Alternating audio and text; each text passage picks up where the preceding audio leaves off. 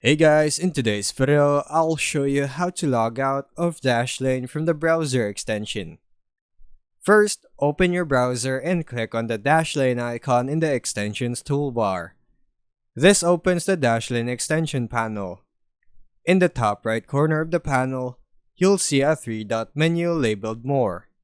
Click on it and additional options will appear, like opening the web app, a referral option, and the support center.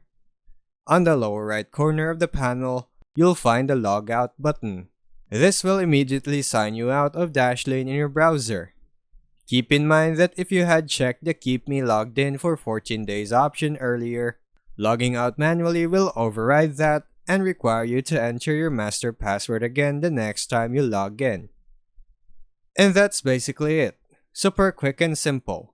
Just open the extension, click your account menu, and choose Logout.